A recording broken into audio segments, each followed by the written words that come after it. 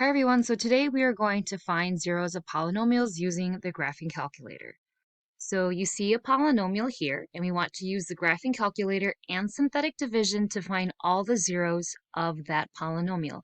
So right now what you should see is that you are not given any factors, you're not giving any zeros of that polynomial.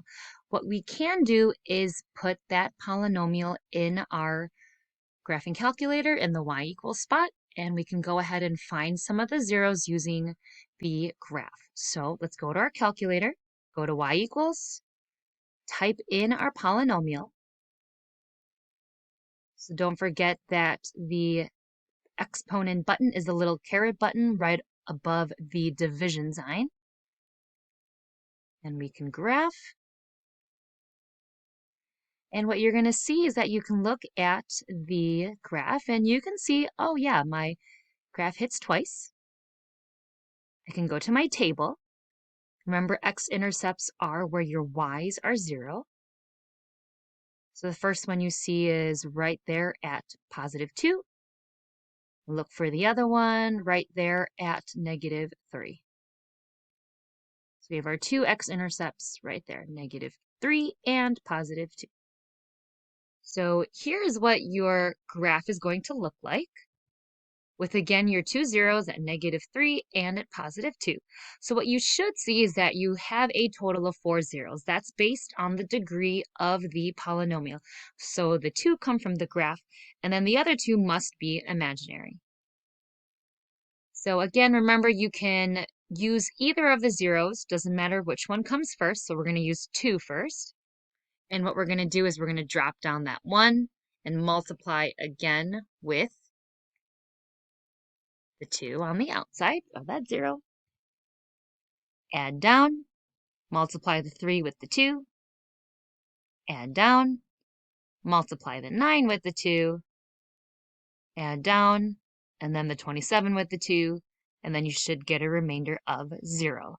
So now we're going to use the second 0. And again, same procedure. I'm going to multiply with the -3 and continue to keep adding down. And then notice that you do have a remainder of 0. These are your coefficients of your answer. So now, because you did synthetic division twice, you have to drop down degrees by 2 instead of 1. So you will have an x², an x, and then a 9.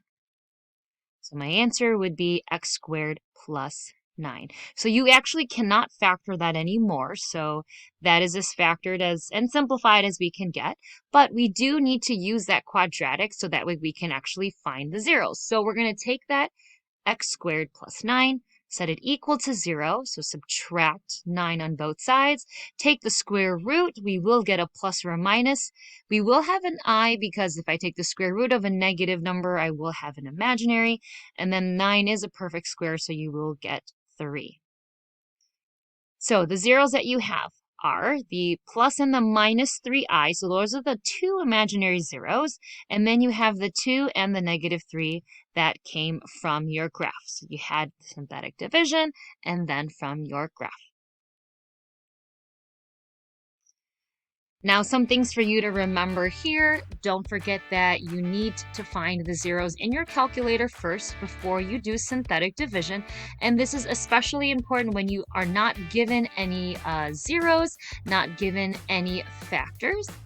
And also make sure you include all the zeros in your final answer. So don't forget to include also the ones that you were given in your problem and also ones that you might have gotten from your graph.